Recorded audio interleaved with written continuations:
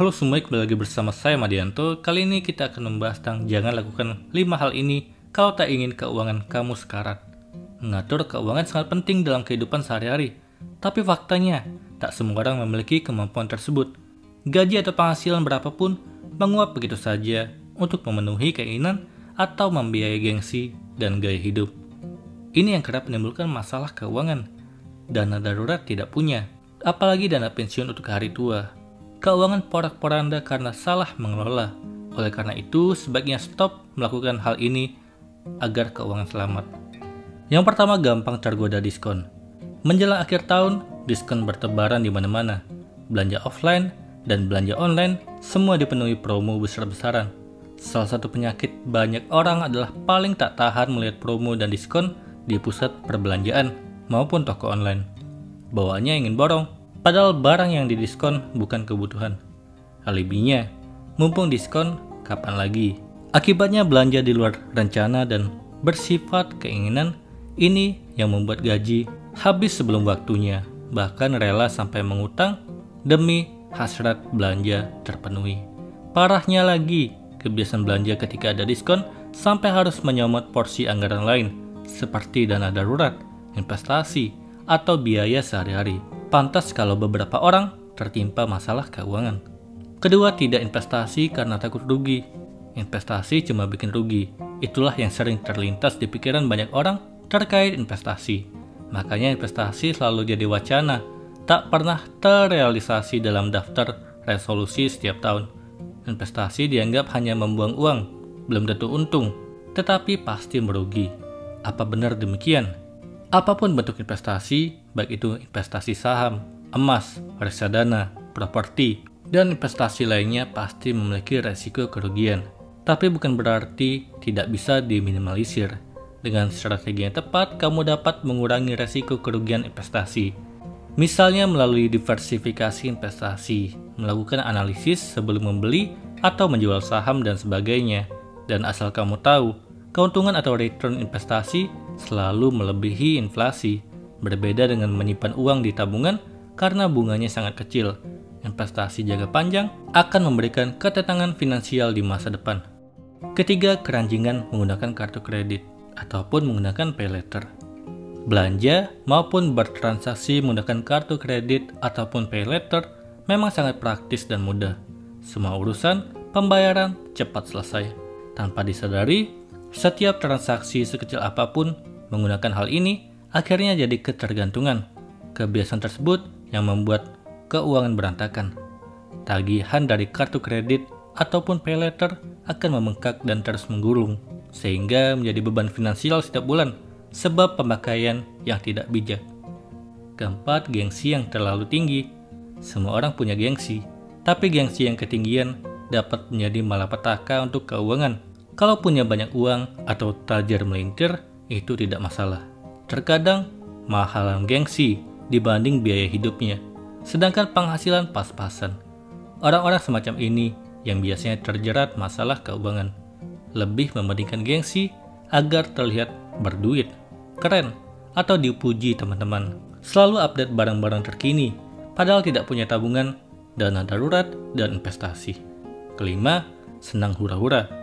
Anak muda dan pesta menjadi dua hal yang sulit dipisahkan. Hobinya nongkrong, menghabiskan waktu bersama teman di kafe atau bar, restoran, menonton konser musik dengan tiket mahal, liburan ke luar negeri, atau bahkan sekedar mengikuti tren kekinian. Alih-alih mendapat manfaat yang positif, semua aktivitas ini hanya akan menghamburkan uang secara percuma. Duit gajian habis untuk gaya hidup konsumtif. Kali ini kita akan membahas tentang cara membuat tabungan semakin banyak. Menabung adalah kebiasaan yang tidak bisa dibangun secara instan. Kebiasaan menabung harus dipupuk sejak dini, sehingga kamu dapat berkomitmen dan konsisten dalam menyisihkan sebagian uang. Ada beberapa manfaat yang didapat dari kebiasaan menabung. Salah satunya adalah kamu bisa lebih disiplin dalam mengatur keuangan. Dengan uang tabungan yang ada, kamu tidak akan khawatir lagi bila tiba-tiba ada keperluan mendesak atau darurat. Sayangnya ada beberapa orang yang merasa susah sekali untuk menyisihkan penghasilan.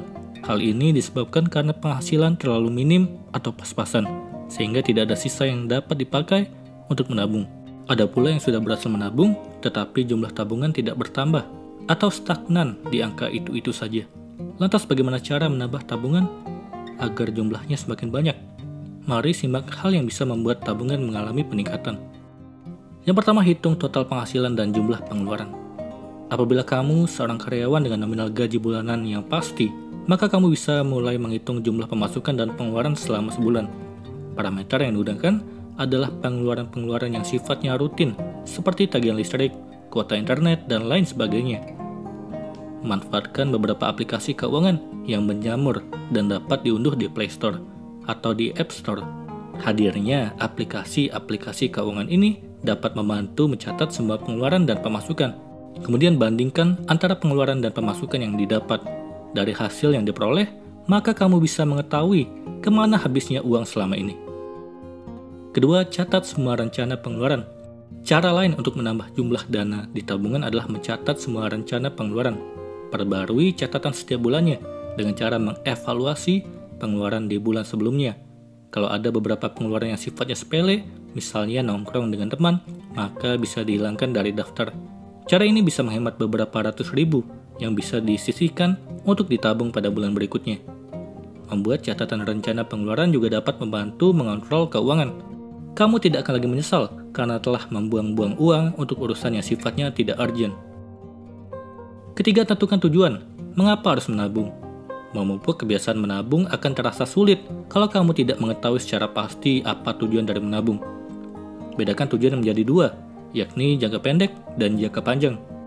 Tujuan jangka pendek misalnya membeli gadget baru atau jalan-jalan akhir tahun, sedangkan tujuan menabung jangka panjang adalah membeli rumah atau membeli mobil baru. Kamu juga harus memikirkan masa pensiun nanti.